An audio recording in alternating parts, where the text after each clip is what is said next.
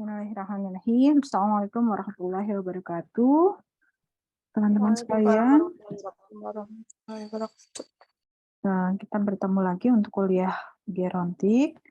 Sebelum dimulai perkuliahan, seperti biasa, kita berdoa dulu menurut agama dan kepercayaan masing-masing. Berdoa dimulai.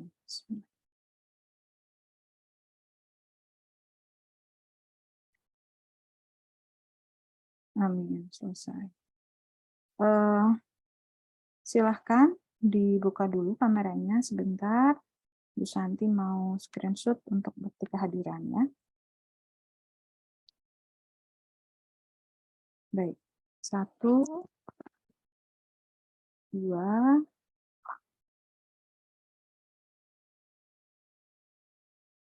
3.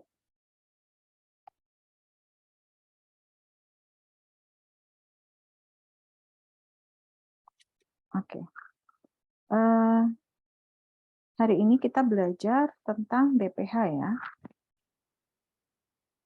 Bisa nanti izin untuk share screen.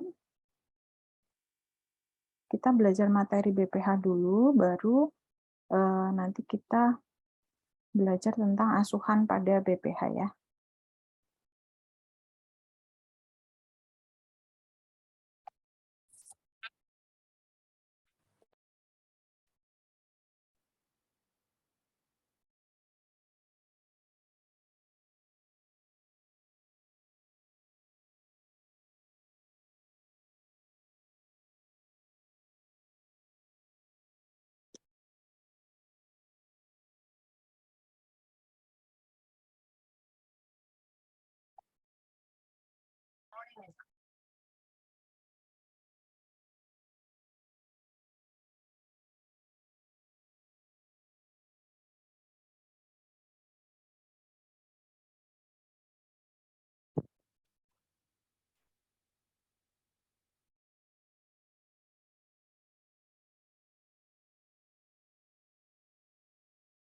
Oke, baik. Sudah terlihat ya? Sudah, Bu. Ya. BPH atau sering kita sebut dengan benigna prostatik hiperplasia, yaitu pembesaran pada daerah kelenjar prostat ya. Nah, BPH ini adalah pertumbuhan berlebihan dari sel-sel prostat yang tidak ganas, dan pembesaran prostat jinak diakibatkan karena sel prostat memperbanyak diri melebihi kondisi normal. Biasanya dialami pada laki-laki berusia di atas 50 tahun yang mengalami penyumbatan pada saluran kemih. Nah, kita lihat kelenjar prostat itu berada di bawah bladder atau kandung kemih. Nah, kelenjar prostat ini yang mengalami pembesaran ya. Kita lihat pada kondisi normal ini prostat berada di bawah bladder atau kandung kemih dan keadaannya itu tidak lebih besar dibandingkan dengan kandung kemih. Kemudian pada keadaan BPH kelenjar prostat ini mengalami pembesaran. Nah, besarnya itu tergantung dengan stadiumnya masing-masing. Ya. Nah, kita lihat di sini karena mengalami pembesaran sampai dengan menekan ini. Lihat ya salurannya. Ini kalau saluran urin ya, ini lancar sehingga bisa dibuang dengan baik. Yang tanda panah biru. Nah, di sini karena pembesaran prostat, ini saluran kemihnya jadi menyempit. Nah, sehingga susah untuk buang air kecil. Biasanya disertai nyeri saat buang air kecil. Nah, prevalensi angka kejadian BPH di Indonesia yang pasti belum pernah diteliti dengan jelas ya berapa jumlahnya. Tetapi penduduk Indonesia yang berusia tua jumlahnya itu semakin meningkat, diperkirakan sekitar 5% atau sekitar kira-kira 5 juta pria di Indonesia berusia 60 tahun atau lebih dan 2,5 juta pria diantaranya menderita gejala saluran kemih bagian bawah atau lower urinary tract symptom atau LUTS akibat dari BPH. Jadi artinya pada laki-laki usia 60 tahun ke atas, 5 50%-nya itu mengalami BPH. Nah, ini untuk yang laki-laki juga harus aware ya, harus hati-hati dan menjaga kesehatan mulai dari sekarang biar tidak mengalami BPH. Kemudian prevalensi BPH yang bergejala pada pria usia 40 sampai 49 tahun ini mencapai 15%, usia 50 sampai 59 tahun 25%, dan di atas 60 tahun mencapai 43%. Artinya apa? Kesimpulannya, semakin tinggi atau semakin banyak usianya, itu akan semakin beresiko mengalami BPH. Nah, etiologi atau penyebabnya, pertama adalah umur. Pria berumur lebih dari 50 tahun, kemungkinan terkena penyakit BPH adalah 50%. Nah, ini laki-laki, hati-hati, karena faktor resikonya itu 50%. Jadi misalnya ada 2 laki-laki yang usianya 50 tahun, berarti 1 diantaranya itu bisa terkena BPH. Kemudian ketika berusia 80 sampai 85 tahun, ini malah meningkat, ya, bisa menjadi 90%. Artinya kemungkinan terjadi BPH itu sangat tinggi. Kemudian faktor hormonal, ini karena testosteron atau hormon pada pria, beberapa peneliti menyebutkan karena adanya peningkatan kadar testosteron pada pria, namun belum dibuktikan secara ilmiah. Hipotesis, siapa yang belum di-mute? Minta tolong di-mute dulu. Minta tolong di-mute dulu Zoom-nya.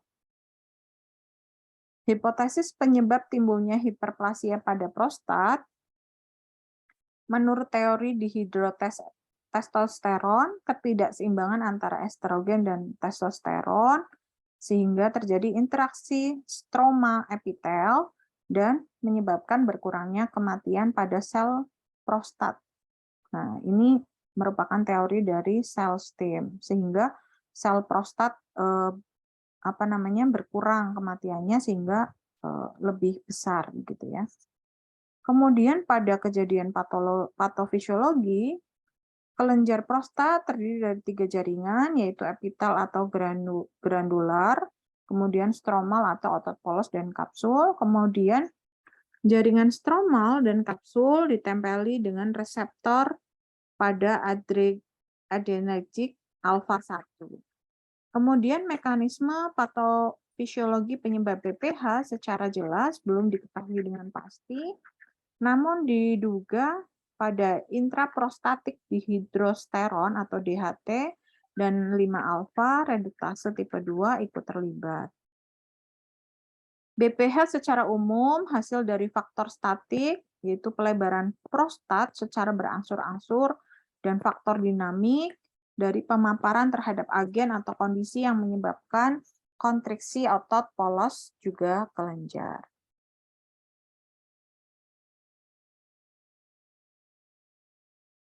Kemudian pada tanda dan gejala, untuk gejala umum BPH bisa terjadi sering kencing atau sulit kencing, karena tadi kita lihat secara anatomis saluran pengeluaran kencingnya ya itu mengalami penyempitan karena terdesak dari pembesaran sel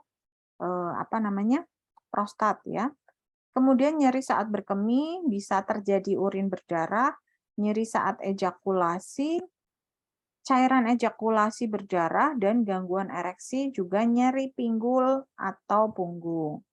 Kemudian tanda klinis terpenting dari BPH adalah ditemukannya pembesaran konsistensi kenyal pada pemeriksaan colok dubur atau digital rectal examination atau DRE apabila teraba indurasi atau terdapat bagian yang teraba keras, perlu dipikirkan kemungkinan prostat pada stadium 1 dan 2. Nah, manifestasi klinis dapat dibagi menjadi 2 kategori. Obstruktif terjadi ketika faktor dinamik dan atau faktor statik mengurangi pengosongan kandung kemih. Pada iritatif, hasil dari obstruksi yang sudah berjalan lama pada leher kandung kemih. Ya, karena berada di bawah persis ya untuk sel prostat ini. Derajat BPH dibedakan menjadi 4 stadium. Silakan diperhatikan. Stadium 1 obstruktif tetapi kandung kemih masih mengeluarkan urin sampai habis. Stadium 2 masih tersisa urin 60 sampai 150 cc. Stadium 3 setiap BAK urin tersisa kira-kira 150 cc. Stadium 4 retensi urin total, buli-buli penuh, pasien tampak kesakitan, ya, urin menetes secara periodik. Jadi urinnya tidak lancar, kemudian tampak kesakitan.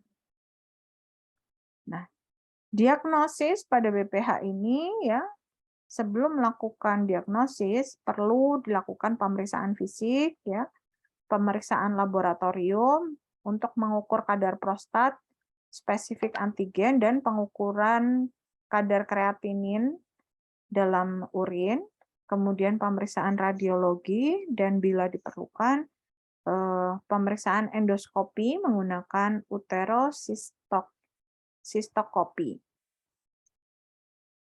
Kategori keparahan penyakit BPH berdasarkan gejala dan tanda dari WHO.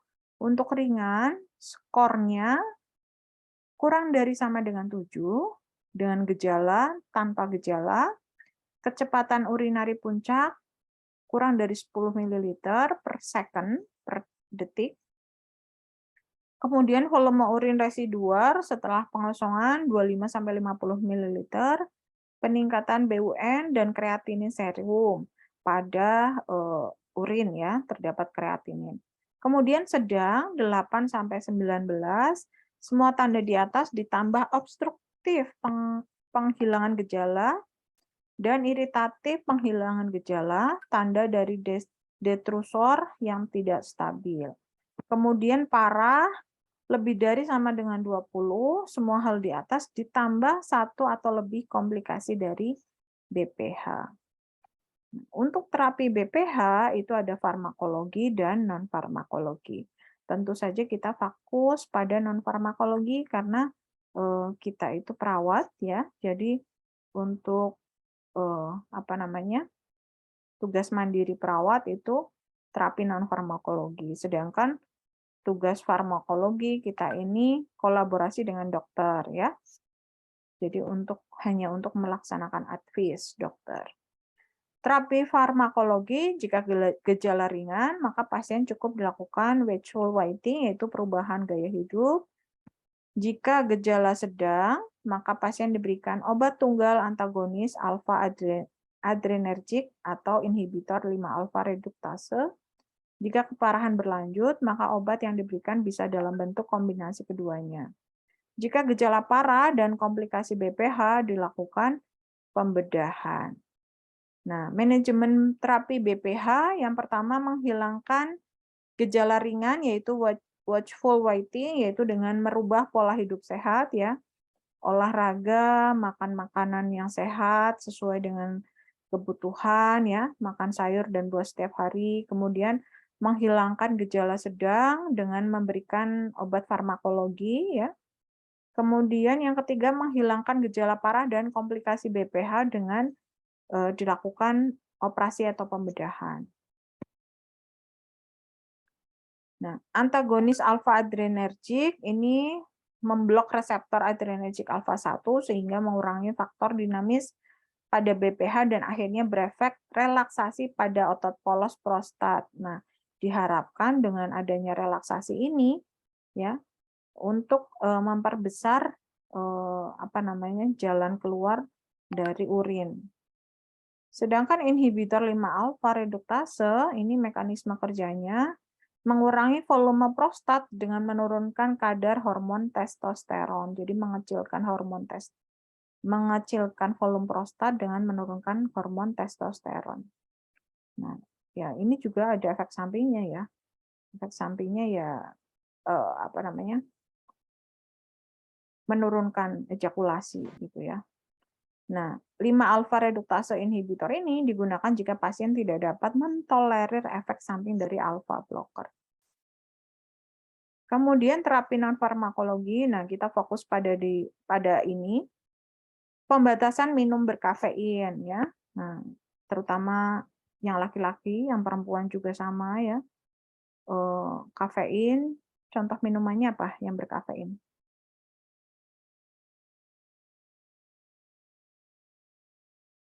Contoh minuman berkafein apa? Kopi, Bu. Kopi. Ya, jadi kopi boleh diminum, tetapi batas kewajaran gitu ya, jangan sampai terlalu banyak. Tidak mengkonsumsi alkohol, pemantauan beberapa obat seperti diuretik, dekongestan, antihistamin, antidepresan, diet rendah lemak ya. Jangan makan makanan yang banyak goreng-gorengan ya. Terus kemudian junk food itu ya. Kemudian meningkatkan asupan buah dan sayur. Latihan fisik secara teratur dan tidak merokok. Nah, silakan yang merasa dirinya masih beresiko, mari bersama-sama kita lebih aware dan memperbaiki pola hidup ya. Kemudian ini golongan antagonis alfa adrenergic, penurun faktor dinamik, ada prazosin, terazosin, doxazosin, dan tamsulosin. Nah, ini silakan nanti dibaca sendiri, hanya sebagai pengetahuan secara umum, karena kita fokus pada non-farmakologi. Kemudian golongan obat, 2 golongan agonis dan antagonis, ada finasterid, flutamin, navarelin asetat, dan megestrol asetat. Ini juga penjelasannya, bisa nanti dibaca sendiri. Nah, ini ada studi kasus. Seorang pria umur 59 tahun dengan riwayat benigna prostatik hiperplasia dan saluran kemih bagian bawah, lower urinary tract symptom atau LUTS, dan riwayat pengobatan 2 tahun yang lalu, yaitu pemberian tunggal doxazozin 4 mg per hari dengan hasil kemajuan yang minimal. Kemudian timbul gejala berupa nokturia, ya, kemudian pancaran urin yang lemah, dan frekuensi urin berkemih 8 kali per hari. Penyelesaian bisa dilakukan pemberian obat dosis dexazozin yang diberikan sebelumnya sebanyak 4 mg per hari, dinaikkan menjadi 8 mg per hari. Jika masih belum menunjukkan kemajuan yang signifikan, maka bisa ditambahkan 5 alfa reduktase dengan indikasi pembesaran prostat. Saran terapi lain apabila pasien dengan keluhan lain seperti disfungsi ereksi, maka dapat digunakan fosfodiesterase 5 inhibitor atau tadalafil. Kemungkinan terapi lain dengan menambahkan agen antimuskarinik apabila pasien BPH dengan LUTS sudah tidak efektif dengan terapi pengobatan, maka disarankan untuk dirujuk ke bagian urologi. Kemudian watchful waiting atau perubahan pola hidup sehat sangat direkomendasikan untuk monitoring pasien dengan progres LUTS dan retensi urin. Jadi LUTS ini tadi keluhan ya pada pasien dengan BPH yang mengeluhkan nyeri buang air kecil. Kemudian kita lanjutkan materinya pada contoh asuhan keperawatan pada BPH. Nah, tadi pengertiannya sudah, etiologinya, manifestasi klinis, dan patofisiologi. Nah, kemudian penata laksanaan medis, menurut Samsu Hidayat tahun 2013, pembagian prostat digunakan derajat 1-4 untuk menentukan cara penanganan benigna prostat hiperplasia dan dapat juga dengan tindakan invasif minimal dengan TUMT ya. Kemudian TULIP dan TUBD juga open prostatektomi atau dilakukan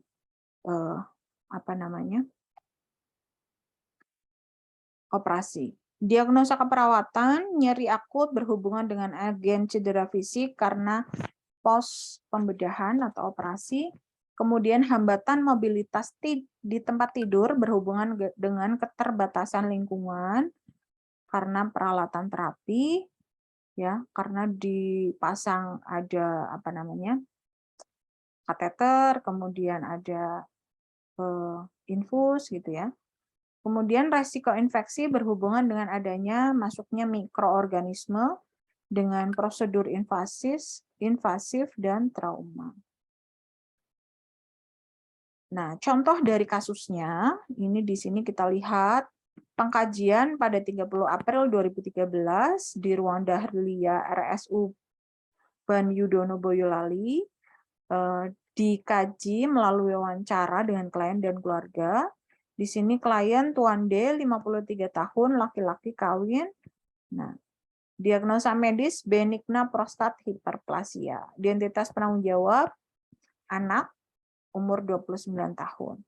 Keluhan utamanya klien mengatakan nyeri pada luka bekas operasi pada perut bagian bawah, nyeri saat BAK dan nyeri seperti tertusuk-tusuk, skala nyeri 6, nyeri terasa terus-menerus.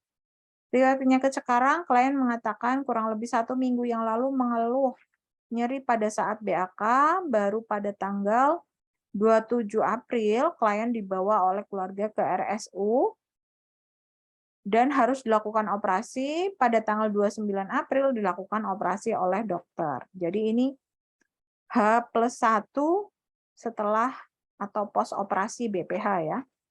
Kemudian pola fungsional sebelum sakit, klien mengatakan mampu melakukan aktivitas secara mandiri, seperti makan, minum, mandi, berpakaian, dan toileting. Selama sakit, aktivitas dibantu oleh keluarga. Pemeriksaan fisik TTV 140/90, respirasi 18 kali, nadi 86 kali, dan suhu 36,4. Abdomen pada pemeriksaan IAPP, terdapat luka pembedahan daerah suprapubis, panjang luka kurang lebih 5 cm, terdapat kurang lebih 5 jahitan, luka bersih tidak ada pus, tidak bengkak, tampak warna kemerahan, tidak ada udim, dan terpasang drainase. Ya, drainase untuk pengeluaran cairan post-OP ya. Kemudian peristaltik usus 10 kali per menit, suara timpani dan tidak terdapat nyeri tekan. Genitalia terpasang kateter sejak tanggal 30 April, keadaan kateter bersih, genitalia bersih. Data fokus subjektif, klien mengatakan nyeri pada perut bagian bawah, bekas luka operasi, nyeri saat BAK, dan nyeri seperti tertusuk-tusuk, skala nyeri 6, terus-menerus. Klien mengatakan hanya dapat tiduran di tempat tidur. Klien mengatakan terdapat luka bekas operasi pada perut bagian bawah. Data objektif, wajah klien tampak tegang menahan sakit, TTV seperti di atas. Kemudian terpasang kateter sejak tanggal 30, urin tampak kemerahan, keruh, ada sedikit stosel, terpasang infus RL 20 ppm, dan terpasang drainase pada daerah abdomen. Tampak ada luka post-open prostatektomi di daerah suprapubik dengan panjang 5 cm dan terdapat 5 jahitan, luka bersih tampak kemerahan, tidak ada pus dan tidak bengkak. Analisa data subjektif, klien mengatakan nyeri pada luka bekas operasi bagian bawah perut, nyeri saat BAK, nyeri seperti tertusuk-tusuk, skala nyeri 6, terus-menerus. Dengan data objektifnya, wajah klien tampak tegang, menahan sakit, TTV seperti di atas. Klien mengatakan setelah operasi hanya tiduran di tempat tidur, data objektif, aktivitas dibantu keluarga, dan klien tampak bed rest. Kemudian klien mengatakan pada luka bekas operasi terasa panas, data objektif seperti di atas.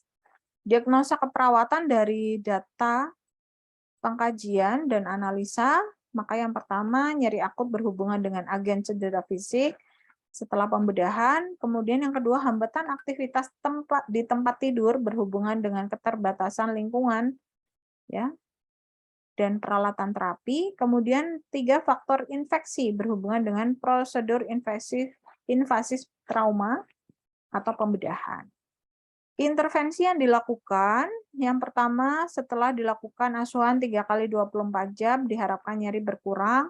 Klien mengatakan nyeri berkurang atau hilang dengan skala 0 sampai 3. Klien menjadi tenang dan rileks. TTV 120/80, nadi 76 kali, respirasi 18 kali, suhu 36 derajat. Setelah dilakukan tindakan asuhan keperawatan selama 3 kali 24 jam, diharapkan mobilitas di tempat tidur dapat dilakukan sendiri. Nah, aktivitas daily living dapat dilakukan secara mandiri, dapat mengatur posisi terlentang atau duduk, dapat melakukan aktivitas miring kanan dan miring kiri, mampu mengubah posisi di tempat tidur. 3. Setelah dilakukan tindakan asuhan keperawatan selama 3 kali 24 jam, diharapkan tidak terjadi infeksi pada luka bekas operasi. Tidak ada tanda infeksi seperti kemerahan, pus, nyeri, dan bengkak. Tampak panjang luka kurang lebih 5 cm dan jahitan 5 jahitan. Terpasang infus 20 tetes per menit, terpasang kateter dan drainase. Nah, itu contoh dari asuhan untuk keperawatan pada BPH. Silakan kalau ada pertanyaan tentang BPH ini.